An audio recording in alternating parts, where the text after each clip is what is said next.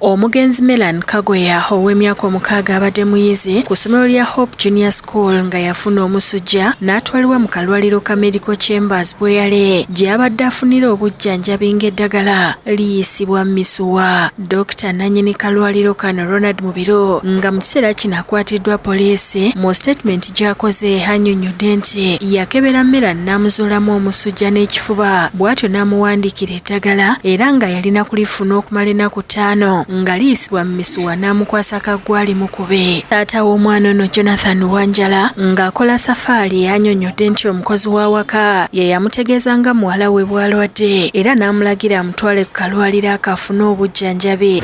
Bamuggyako omusaayi ne batugamba nti alina malaria. Ne batandika treatment. Ku Mande n'agenda ku ssomero n'akola pepa ye. Okusinziira ku Rogers Luketa nga naye wa luganda lwa mugenzi eyatwala omwana mu ddwaliro yababuulidde nti yafuna obulumi bungi nga bamuyisa eddagala Misuwa era n'akaabanya ekitali kya bulijjo. Bwe yamukuba eddagala omwana n'atunuulira omusawo n'amubuuza lwaki ontunuulira engeri gyali omwana omuto ndowooza n'atyamu oba nga talina kyasobola kwogera naye ndowooza yawulira obulumi nga bungi. Unfortunately omusawo yayongera osindika eddagala omwana n'akuba ensingo omulundi ogwasooka ku saidi ya left neddamu n'akuba ensingo ku saidi ya right.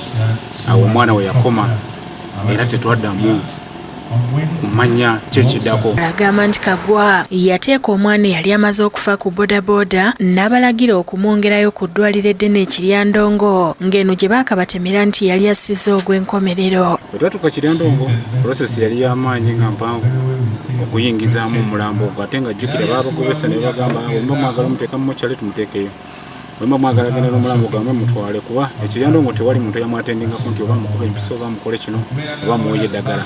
Kyokka Dr. Mubiro mu statement gy'akoze ku poliisi ategeezezza nti Kagwa yali amusabye nti ayagala kugenda waabwe mu kyalo ng'afiiriddwa. Tutuuseeko ku ssomero lya Hope Junior School Melan gy'abadde asomera alikulira n'abaako by'alambulula. Adde naye nga akola bulungi yakoma kusemba okujja wano ku Lwokusatu yali alinako kanula naye nga atali bubi nnyo n'akola n'ebibuuzo bye ebyasooka ne bigwa naye okukeera ku Lwokuna ku makya ne tufuna amawulire nti yafudde. Abasawo mu ddwaliro lya Kiryandongo bajja sampolo ku mwana ono ne zitwalibwa e Kampala okwekebejjebwa okuzuula ekituufu ekimusse. Melan aziikiddwa ku kyalo Kiberenge mu disitulikiti ya Kiryandongo. Njaga ndi kunoonya amazima kyavudde ku ki omwana yagenze ng'atambula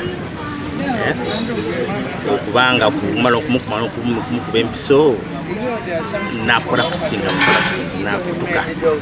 Some organized tissues were taken to Kampala State Mortuary where we are waiting for the postmortem report. Judith Nalugwa yakusakidde eggulire lino ku Rabukedde TV.